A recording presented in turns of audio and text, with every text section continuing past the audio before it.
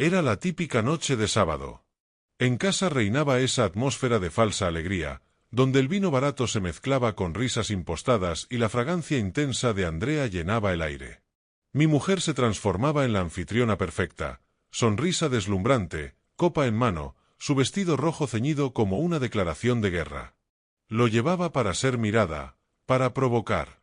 Y lo conseguía. Yo, agotado tras una semana larga y vacía, me tumbé en el sofá del rincón. Cerré los ojos. Fingí dormir. No por cansancio, sino porque algo me escocía por dentro. Una intuición, un presentimiento. Había algo en el ambiente que no terminaba de encajar. Una vibración incómoda. Y sentí que si me quedaba callado y quieto, tal vez acabaría descubriendo qué era. Las voces iban y venían entre carcajadas. Hasta que escuché la suya, clara, rota por el vino. Esa voz suya que conocía tan bien, pero que ahora sonaba distinta, como afilada. Andrea hablaba con Clara, su amiga de siempre, la confidente. Esa que nunca me inspiró confianza. Dijo que conmigo tenía que fingir. Qué pobre de mí, pensaba que la tenía, cuando en realidad no le tocaba ni el alma.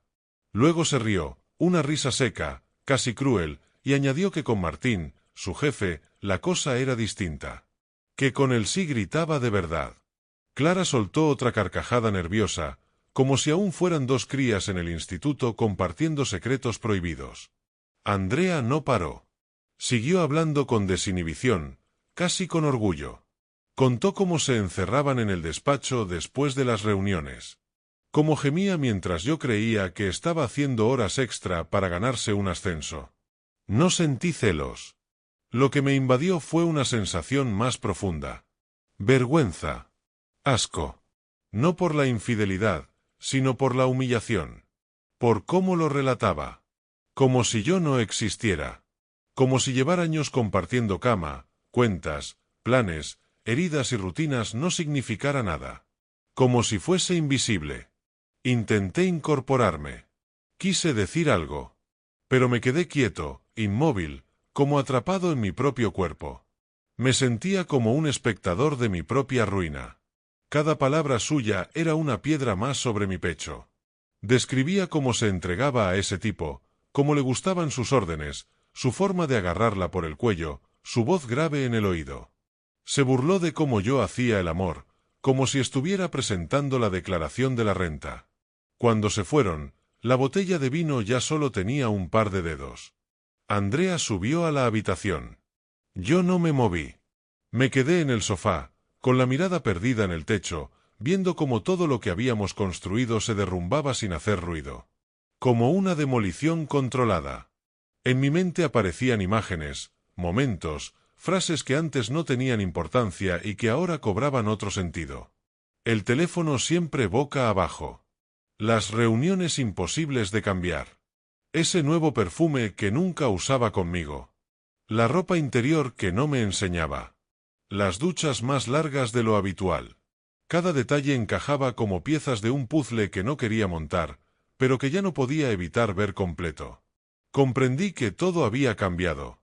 Y no era rabia lo que sentía. Era una especie de lucidez helada. Un punto de no retorno.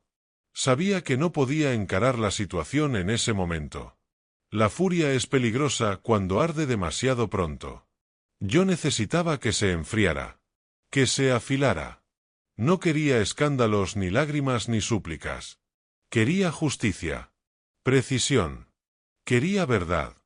Y eso, lo sabía, se cocina lento. El domingo amaneció con esa calma espesa que solo conocen los que acaban de perder algo sin que nadie lo note. Una calma que no tranquiliza, sino que pesa. Que se clava en el pecho como una losa invisible. Andrea bajó tarde, arrastrando los pies como si la noche anterior no hubiese sido nada más que una sobremesa divertida. Llevaba esa bata suave que antes me parecía sensual. Ahora me parecía disfraz. Me saludó con un beso en la mejilla, liviano, rutinario. Como quien besa a un tío, a un primo lejano. Yo respondí con una sonrisa tranquila. Vacía. Medida al milímetro. Si ella iba a seguir actuando, yo también sabía hacerlo. Durante el desayuno hablaba de cosas triviales. Que si hacía falta comprar más café. Que su madre quería venir el fin de semana siguiente. Que tal vez podríamos cenar con los González. Yo asentía. Fingía escuchar. Pero por dentro la observaba como si fuese un animal desconocido. Escudriñaba cada palabra, cada pausa. Cada mirada me servía para reconstruir su mentira desde dentro. Me di cuenta de que llevaba meses viviendo una obra de teatro. Cada gesto suyo era parte de un libreto ensayado. Una comedia doméstica perfectamente interpretada. Yo había sido el único que se la creyó de verdad. Y ahora, sabiendo lo que sabía, todo me sonaba falso. Como esas películas que una vez te emocionaron y ahora, al volver a verlas, descubres lo mal hechas que están. No le dije nada. No era el momento. Aún no. En lugar de estallar, decidí observar. Aprender sus rutinas. Convertirme en un testigo silencioso. Porque si iba a derrumbar su castillo de mentiras, lo haría con pruebas, no con gritos. Quería que, cuando llegara el momento, no tuviera salida. Que no pudiera negar, ni huir, ni disfrazar lo evidente. Quería verla rendida ante la verdad. Esa misma tarde, cuando Andrea se duchaba, aproveché para revisar su móvil. Jamás lo había hecho. Siempre pensé que el respeto se basaba en la confianza. ¡Qué ingenuo! Estaba todo demasiado limpio. Sin mensajes sospechosos. Sin fotos raras. Sin llamadas extrañas. Ni siquiera un simple emoticono fuera de lugar. Como si lo hubiese repasado a fondo antes de acostarse. Pero cometió un error. Uno pequeño. Una grieta en su muro. La noche anterior mencionó algo sobre unas juntas con su jefe. Y recordé que, en una ocasión, Andrea usó un antiguo portátil que guardábamos en el armario del pasillo. Uno que apenas encendía ya. Lo saqué esa noche, mientras dormía profundamente. Ni siquiera tenía contraseña.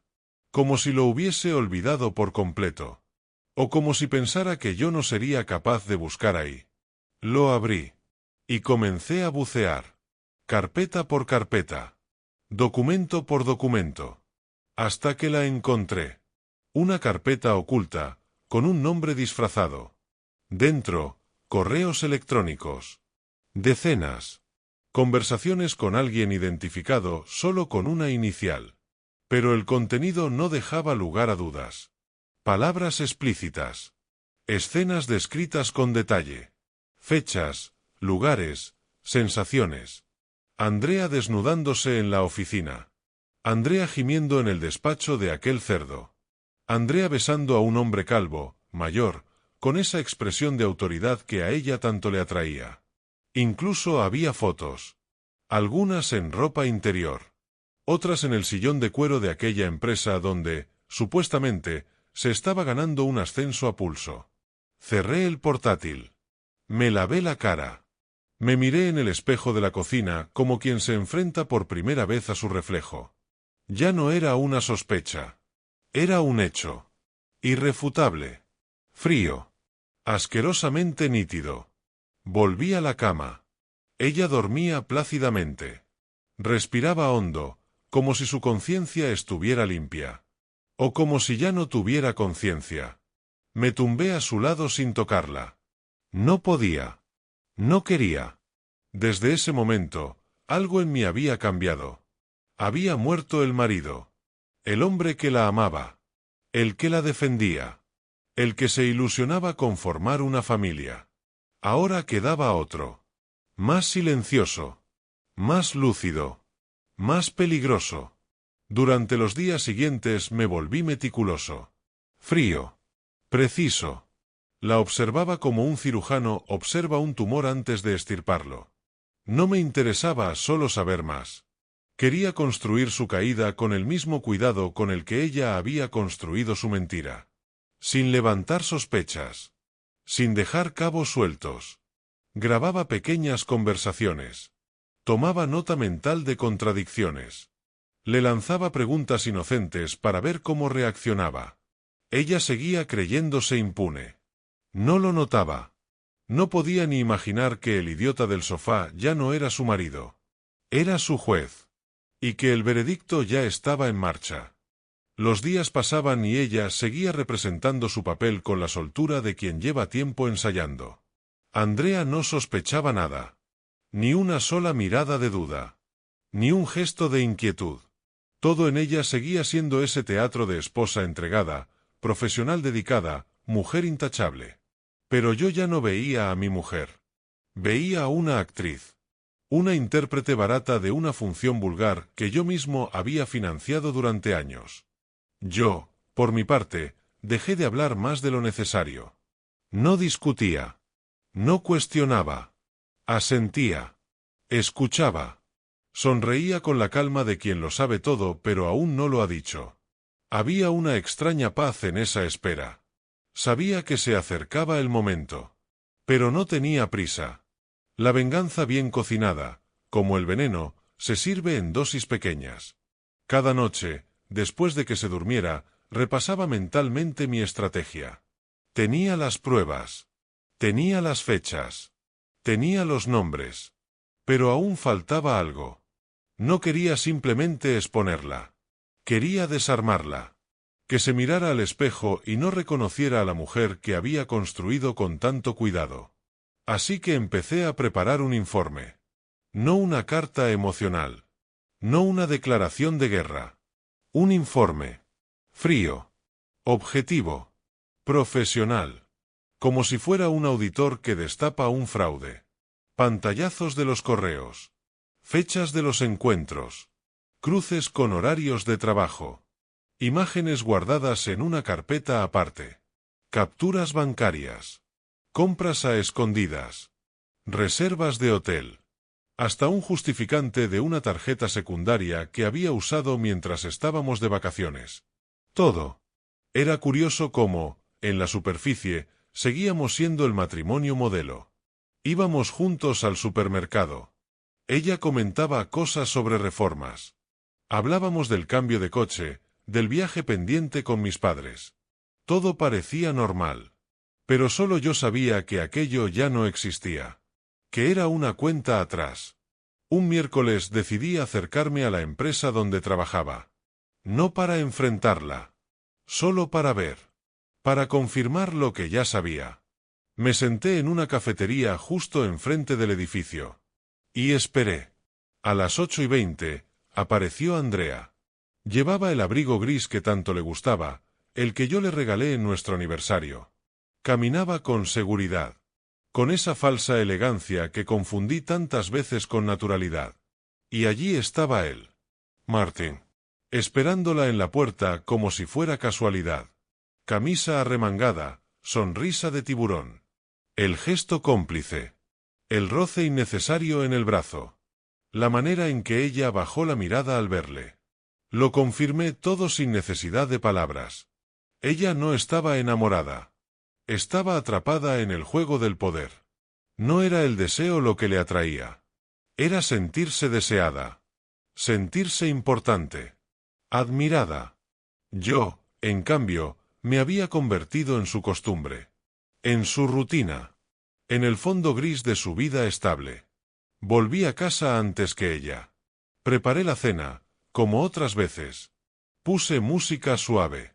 Cuando entró por la puerta, sonrió como si nada. Me besó, se cambió, y empezó a hablar de lo mal que estaba el tráfico. Yo asentía. Observaba. Y dentro de mí todo se iba preparando para el golpe final. Esa noche, mientras ella dormía, terminé el informe. Lo guardé en una carpeta negra. Sin nombres. Sin adornos. Solo la verdad, impresa hoja por hoja. Un retrato clínico de su traición. No era una amenaza. Era una sentencia. Podía haberla enfrentado allí mismo. Podía haber gritado, llorado, destrozado la casa. Pero habría sido inútil. Vacío. Yo no quería destruirle la vida en un arrebato. Quería que comprendiera, con tiempo y claridad, que yo sabía todo. Y que todo iba a caer. Durante los días siguientes, programé correos electrónicos con ese informe. Uno para su jefe directo. otro para el Departamento de Recursos Humanos, otro para su madre, con la que tanto hablaba de valores y principios, y uno más, solo por justicia poética, para el grupo de amigas con las que tantas veces fingió ser la esposa ideal. Todos programados para el viernes a las 8 de la mañana. Inicio de la jornada laboral. Momento de máxima exposición. Ni demasiado pronto, ni tarde. Perfecto. El jueves, por la tarde, me llamó Clara. La misma amiga con la que aquella noche reía como una adolescente. Me extrañó. Atendí por curiosidad. Su voz sonaba distinta. Más apagada.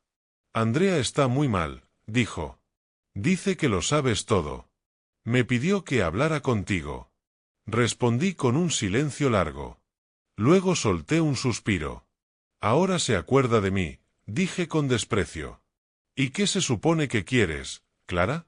¿Que le diga que no pasa nada? ¿Que no va a pasar nada? Está arrepentida, murmuró. Dice que no pensó que esto llegaría tan lejos. Y entonces lo entendí del todo.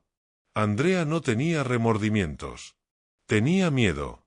Miedo a perder su trabajo, su posición, su imagen, su control. Miedo a que la mentira se hiciera pública. Miedo a enfrentarse, por primera vez, a las consecuencias. Pero era tarde. Muy tarde. La casa seguía oliendo igual, pero ya nada era lo mismo.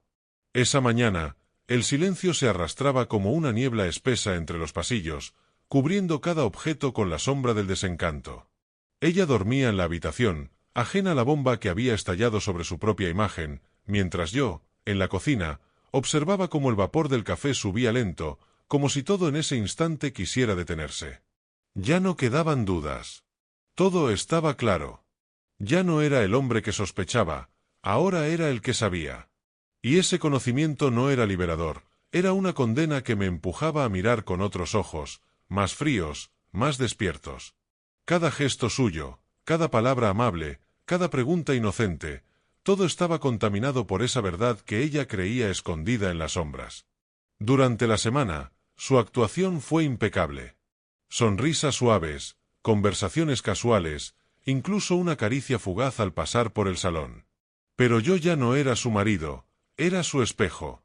Y en ese reflejo, aunque ella no lo supiera, empezaban a asomar las grietas. No la enfrenté con palabras. No lo necesitaba. Lo que yo quería no era verla llorar. Quería que se desmoronara desde dentro, que cada día pesara más que el anterior. Así que me volví más observador, más exacto, más meticuloso. Grababa su voz con discreción, analizaba su rutina como si desmenuzara el guión de una obra mal escrita. Esperaba los momentos clave, las contradicciones, los descuidos. Un miércoles cualquiera, sin previo aviso, me planté frente a su oficina. No entré. No buscaba un escándalo. Solo observé desde un café cercano. La vi llegar, maquillada con esmero, el andar seguro, el bolso colgado con naturalidad. Y allí estaba él, Martín, el jefe, el otro. Se saludaron con una sonrisa que no necesitaba interpretación. Una complicidad que no se disimula con palabras, un gesto que yo jamás recibí al volver a casa. Me dolió, no lo negaré. No por lo físico, sino por lo simbólico. Aquella imagen condensaba el desprecio más profundo, el de quien te sustituye en todos los aspectos sin que tú siquiera lo sepas. Volví a casa sin decir una palabra, pero esa noche no fue como las demás. No más dudas, no más vacilaciones. Encendí el ordenador, reuní todas las pruebas, organicé cada archivo, cada captura de pantalla, cada extracto bancario. El informe que redacté no era solo un documento, era el mapa de su doble vida. Y al terminarlo, lo guardé con cuidado.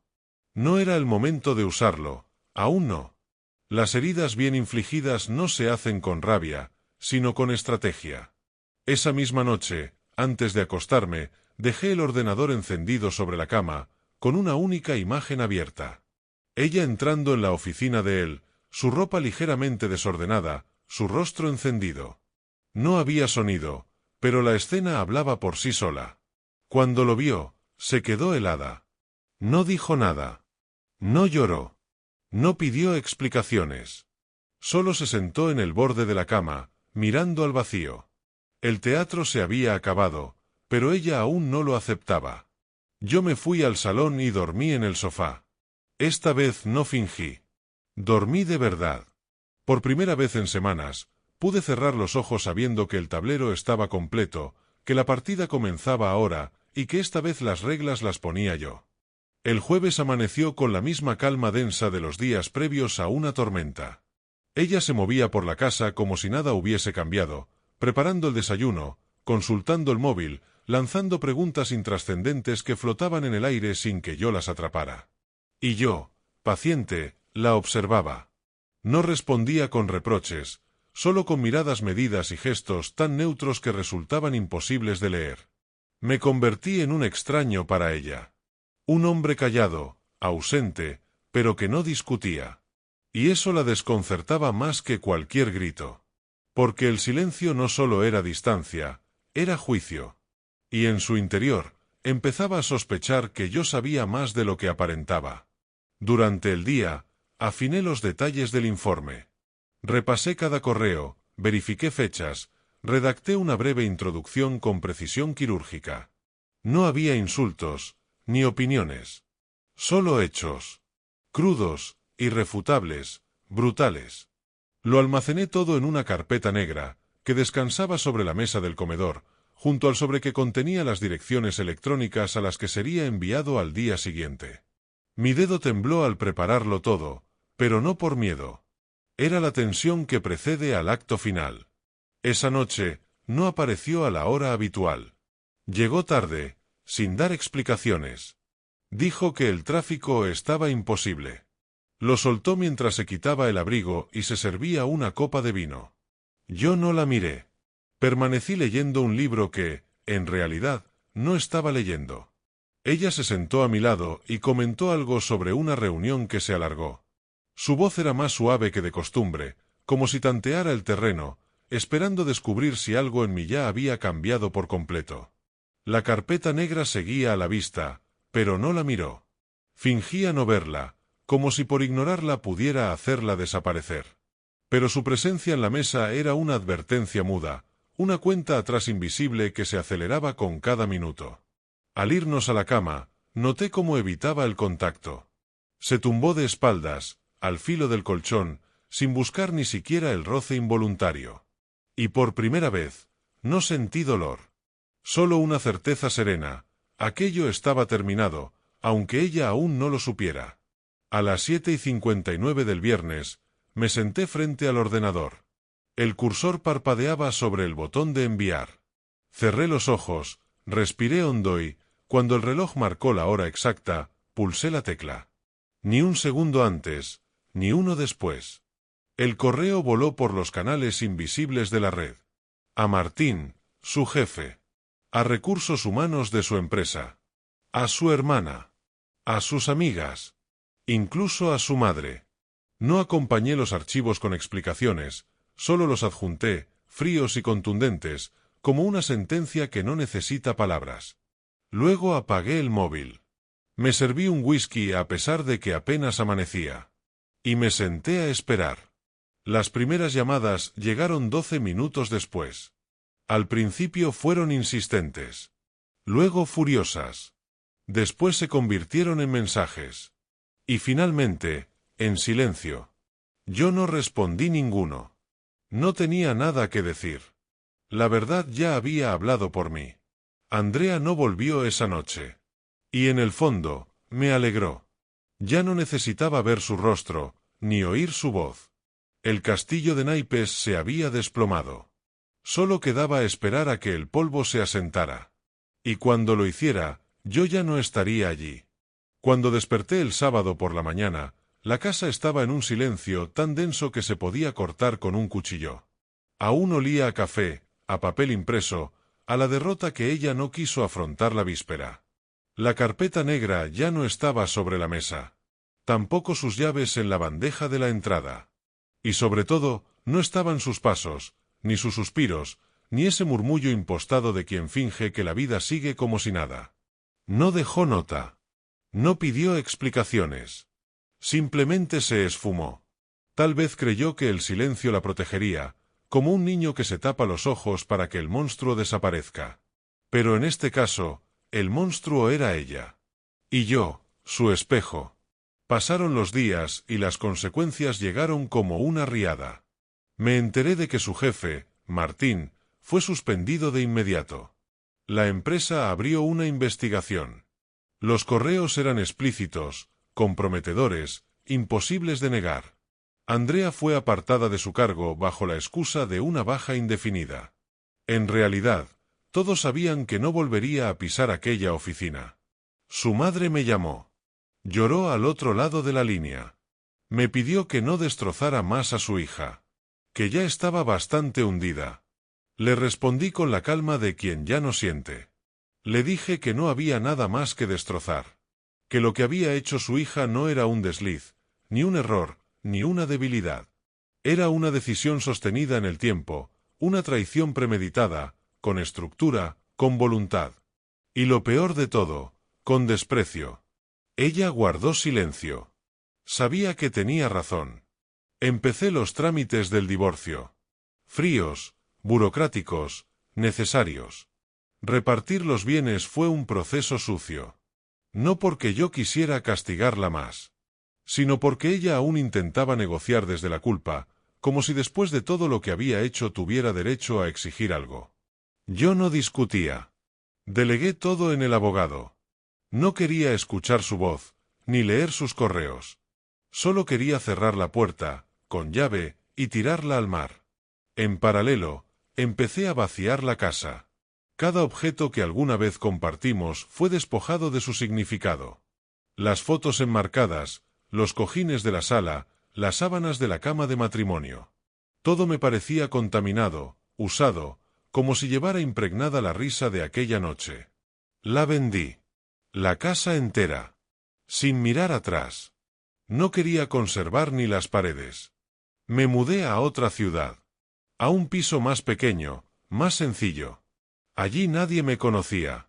Nadie me miraba con lástima. Podía pasear por la calle sin que alguien murmurara su nombre, sin que cada esquina me recordara a ella. Empecé desde cero. Literalmente. Compré muebles nuevos, ropa nueva, incluso cambié de móvil. Como si me deshiciera del hombre que fui. Y en cierto modo, así fue. Durante meses no supe de Andrea. Ni lo busqué. Pero a veces, como el humo de un cigarro apagado, su presencia volvía en forma de recuerdos involuntarios. Una canción en la radio. Un perfume en la cola del supermercado. Una pareja riendo en una terraza. Y entonces, durante unos segundos, me asaltaba esa punzada de nostalgia. No por ella, sino por lo que creí que éramos. Por el futuro que imaginé y que, descubrí, nunca existió. Un día, volviendo del trabajo, la vi. Estaba sentada en un banco del parque, más delgada, con la mirada perdida, como si esperase algo que no llegaba. Llevaba un abrigo que ya no le pertenecía, o eso pensé. No me vio. Yo pasé de largo. Pero en ese instante entendí algo que me dio paz. Ya no dolía. Verla no me revolvió el estómago. No me hizo temblar. Fue como mirar a un fantasma que ya no tiene poder sobre uno. Un espectro de un pasado que se extinguió. Meses después, firmamos el divorcio. Ella fue puntual, discreta, casi irreconocible. No hubo reproches. No hubo súplicas. Ni siquiera lágrimas. Solo miradas que decían lo que las palabras ya no podían. Nos dimos la mano. Un gesto vacío, pero simbólico. El último acto de dos desconocidos que una vez se llamaron marido y mujer. Salí del juzgado y respiré hondo. Era libre. No de ella, sino de la sombra de lo que creí que era amor. Y eso, en el fondo, era lo más liberador. Hoy vivo con menos cosas, pero con más verdad. No busco consuelo, ni revancha. Solo silencio. Un silencio limpio, sin mentiras, sin dobles fondos.